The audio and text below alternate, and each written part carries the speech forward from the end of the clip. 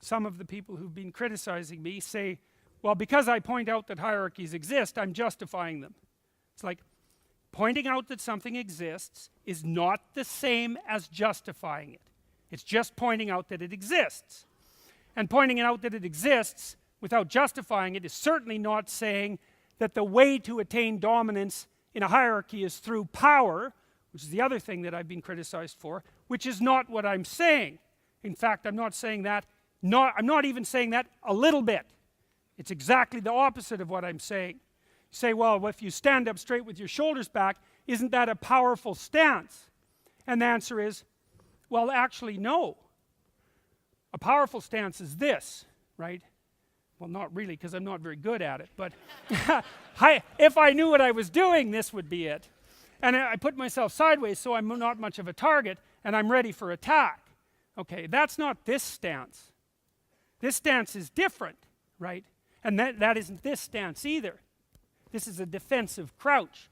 This is what happens if you're depressed and anxious, right? This stance is, I'm willing to take what the world throws at me, right? And that might be the trials and tribulations that are associated with the hierarchy, because that's a tough battle in and of itself, but it also might be all the terrible unknown things that are going to come your way. And what's the right attitude? Is stand the hell up with some courage and take it, right? Voluntarily, with courage. So it's actually a stance of maximal vulnerability. Vulnerability adopted voluntarily. That's what the crucifix represents, just so you know. It represents the willingness to take on the suffering of the world voluntarily. The whole thing. And that's associated with what's ever at the top of the hierarchy. So the idea is the best possible strategy that you have to be successful across the set of all possible hierarchies is to maximally accept the fact that you're vulnerable. To accept that as the price of being. And that's the essential message. It's not only the message of Christianity, by the way. You see this sort of idea expressed in all sorts of religious structures. I mean, the Taoists, to return to them, say, well, where should you be in the world? The world is made out of the catastrophe of chaos and the tyranny of order. Where do you stand in that place? And the answer is, with one foot in chaos and one foot in order. That's the line down the middle. That's the Tao. That's the way. That's the point of meaning. It's the same place that's at the center of a cathedral. It's the same idea. You stand there because you're secure, because you have tradition and the power of your civilization behind you. And you have one foot in chaos because that's not enough and never will be. And the instinct that puts you there is the instinct of meaning. And you can use that as a guide. And it's a deep neurological instinct. It's not some epiphenomena. It's the most real thing there is, as far as I can tell. And associated with that is a certain attitude towards life, which is to venture courageously out into the unknown, is to put yourself on the line, right? To heed the call of adventure, to risk yourself voluntarily.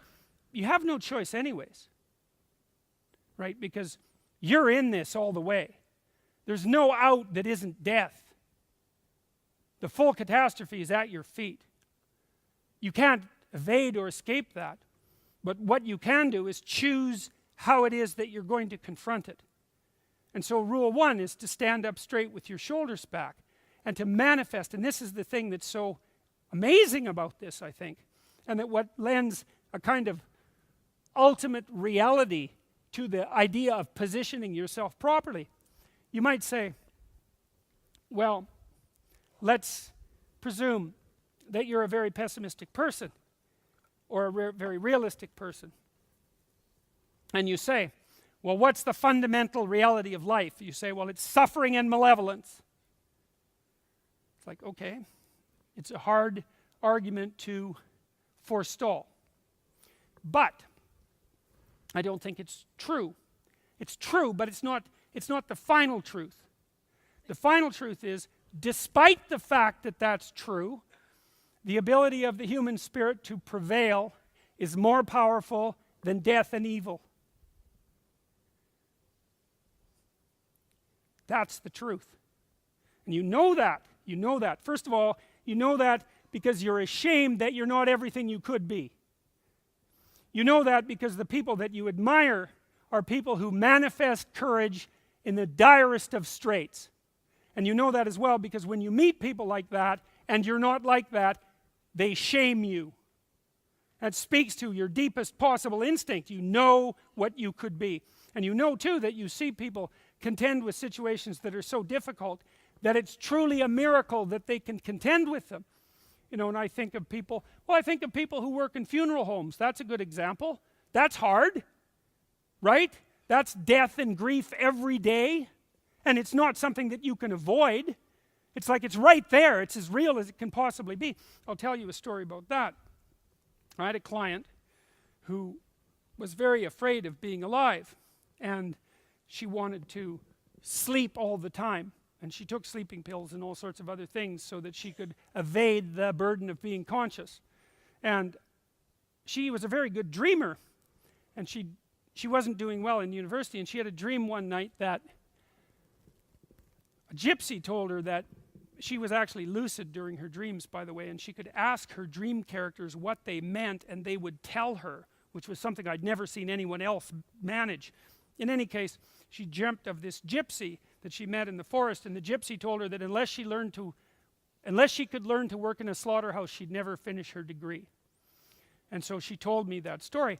I don't know if you know this, but the classic treatment for people who are afraid of things is to expose them to what they're afraid of, which is a good lesson if you have children, because you want to expose your children to challenges because that makes them stronger. It has to be done voluntarily. But if you have post-traumatic stress disorder, let's say you're the victim of a vicious sexual assault by a stranger, and 2 years later you have post-traumatic stress disorder, the most effective treatment is to get you to relive the experience in as much vivid detail as you possibly can and experience all the emotions that occurred while it was happening. And if you do that, the more upset you get when you do that, if you do it voluntarily, the faster you get better and the longer you stay better. And so it's a general rule of thumb in psychotherapy is if someone's avoiding something, find out what they're avoiding, break it into manageable pieces, and have them voluntarily expose themselves to it, and they will be cured. And that's the dragon fight in clinical practice. Find what you most need will be found where you least want to look. Right, that's a hell of a statement.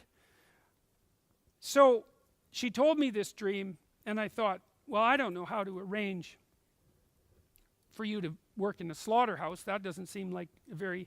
She wouldn't eat meat, by the way. She wouldn't go into a butcher store. I took her into a butcher store once, and she had a very catastrophic reaction. She couldn't handle it. Anyways, I said, well, we can't arrange the slaughterhouse thing. Why don't you go away for a while and come back in a week and see if you can come up with an alternative.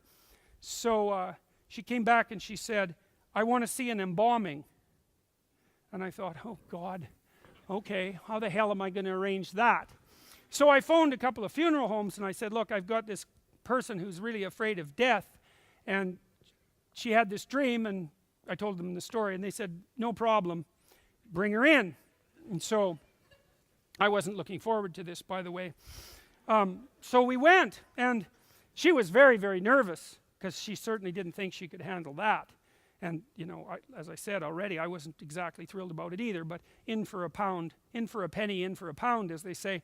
So anyways, we went to the funeral parlor, and they showed us around, and we asked a bunch of questions, like how the hell did they cope with their jobs, because that's just a mystery to me. And they said, well, it was actually really useful for them to guide people through the process of grief, and that their experience was that had given them a renewed appreciation for life, which is, well, that would account for why they were able to do it, because it seems like a very hard job. And so we went into this room and watched this embalming, and I was about 8 feet away from this small room. It's a pretty gruesome operation, as you might imagine, and my client was sitting beside me, and I was watching her and watching the embalming as well. And for the first while, she was just looking to the side, which was, I'm not here, and I certainly can't handle that. And no bloody wonder, literally. And so, but then she would take the odd glance, she'd go like this, and then look away. And then, as the minutes ticked by, but fairly rapidly, she was spending more time watching and less time looking away, until she was finally doing nothing but watching. And then at some point she asked if she could come in and put her hand on the body. And so they gave her a glove and she did that. And then she went and sat down. And she was quite quiet about all this and quite quiet afterwards. And well, so what did she discover? Well, she didn't discover that death wasn't horrible. She didn't discover that. And she didn't discover that death wasn't terrifying, because it certainly was. But what she did discover was that she was a hell of a lot tougher than she thought, and much quicker than she would have believed. And she went away thinking, huh, look at that. I did the thing I was most afraid of doing, and here I am. And not only am I not more damaged than I was, I'm actually better than I was. And so from then on she had a reference point, right? Which is an interesting thing. I think this is why primordial people initiate especially their young men, because it sort of happens automatically with young women. They expose their young men to something absolutely terrifying, genuinely terrifying, so that for the rest of their lives they know the difference between what's actually terrifying and what's just sort of normal catastrophe. Because you really need to know that, right? Because you need to know that you can prevail. And one of the things she learned as a consequence of that exposure was that she could prevail despite the realities of life. Of course, that's what you want to teach your children, mostly by example, is that they can prevail despite the realities of life. Of course, that also means that you have to have admitted to what the realities of life are.